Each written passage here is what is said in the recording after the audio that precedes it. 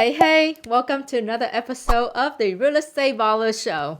If you're new here, my name is V. Lee. Today episode is a special edition. I bet you at this point I have been on over 1,000 buy appointments. And in this month of October and the Halloween spirit, I'm going to talk about the horror stories on buy appointments.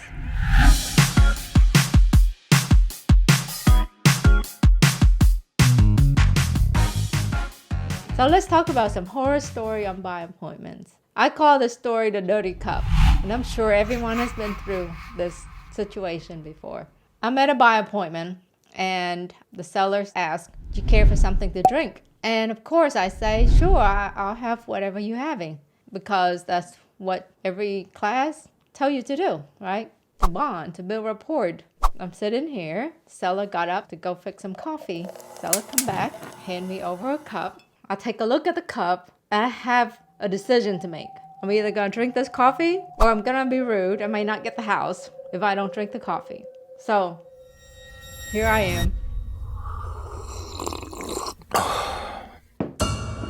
Drinking the coffee.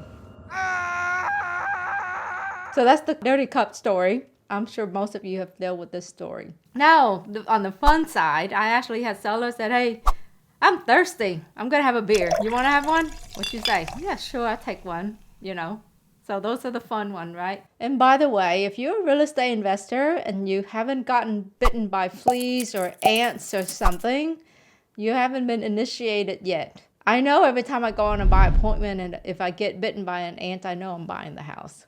I know it's superstitious, but okay. So here's the Stinky House story. Show up to a buy appointment. And as soon as I got out and walk up to the door, I can smell the smell of the house. Knock on the door, man came out, opened the door. I shook my hand just like usual, introduced myself, and I look at his toenails. His toenail was 2 inches long. And so he said, "V, my wife is bedridden, so we need to go back into the back bedroom to talk to her." So I'm running scenario in my head, right? He's old. I probably can outrun him, back bedroom. Okay, I'll take my chances. So I follow the man, and the floor, almost every space on that floor was covered with feces.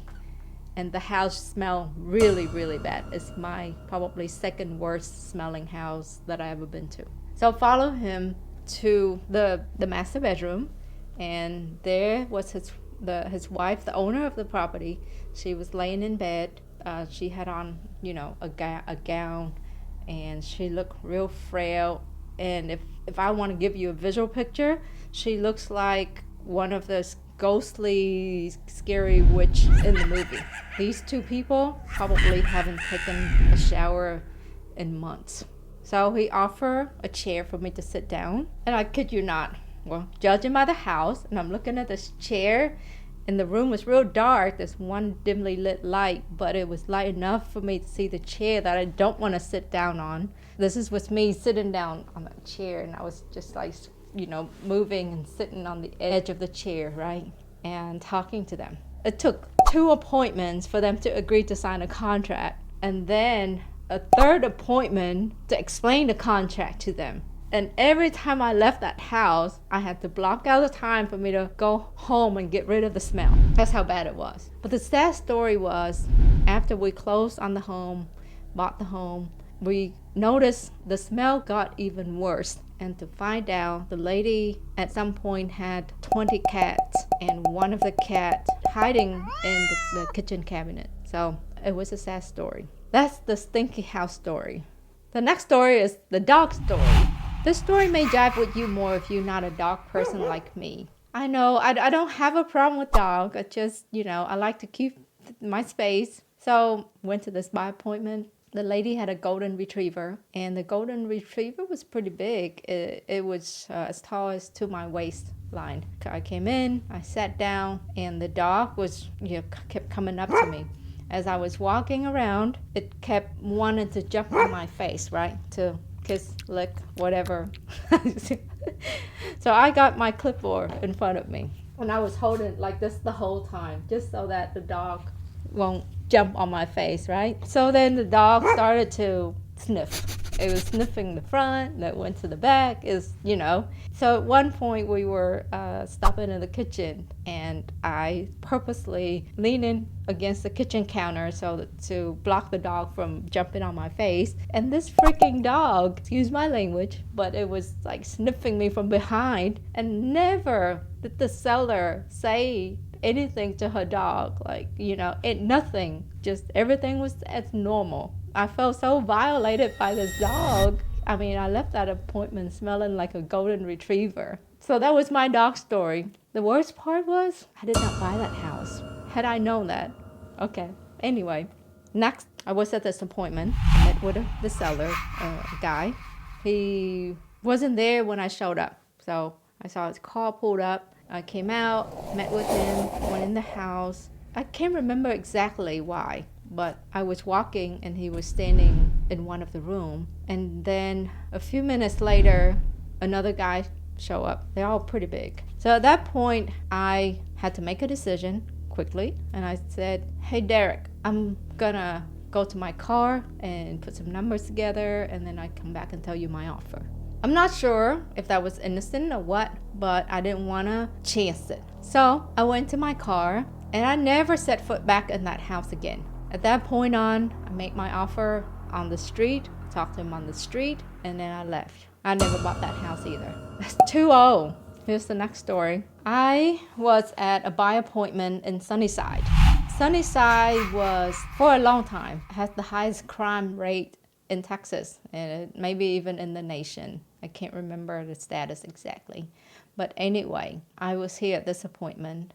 It was about 10 a.m. As I was walking up to the front, I saw the man sitting in the front driveway next to his car. I tried to be nice and said hi, and he just ignored me. So I went on and knocked on the door because I was talking to the lady. So I knocked on the door. The wife came out to open the door for me.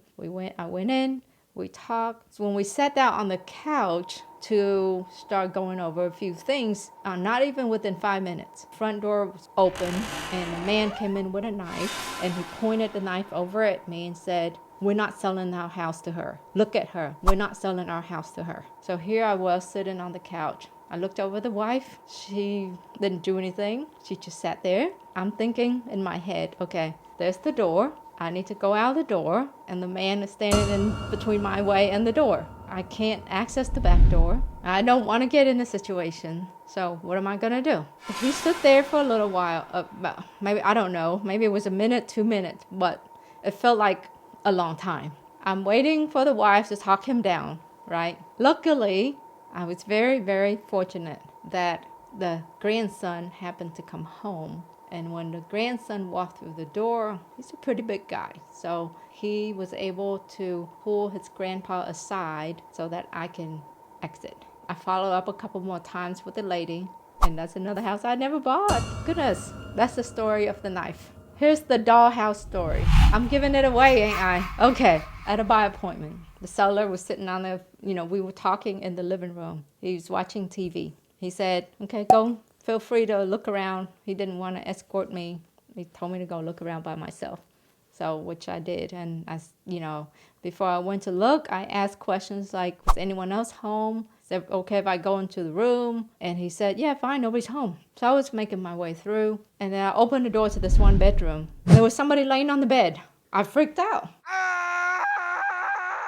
But that person didn't move. So I took another look. And it was one of those, the doll.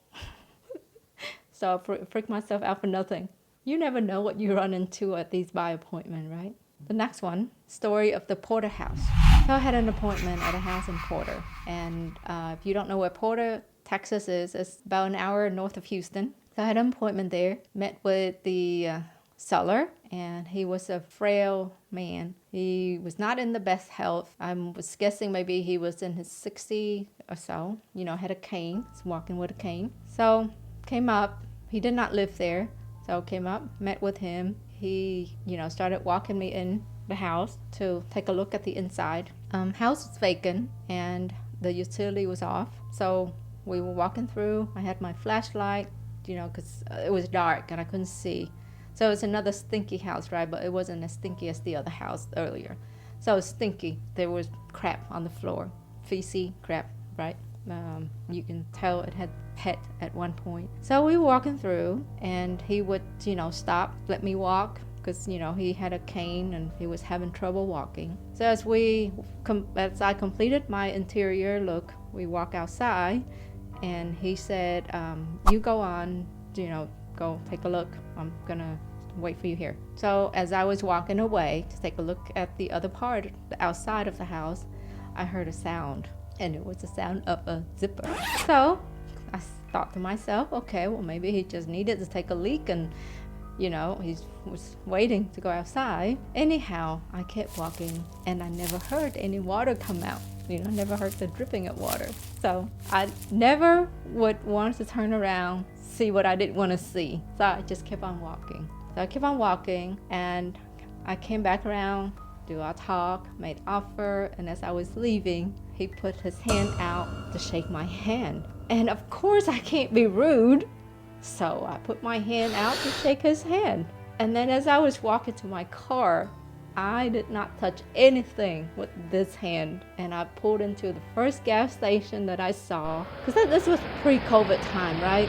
I didn't carry hand sanitizer or things like that. So anyhow, stopping at the first gas station to wash my hands so that I can feel better. These are some of the stories that we do it on by appointment. So leave a comment below. Let us know what you seen on your by appointments.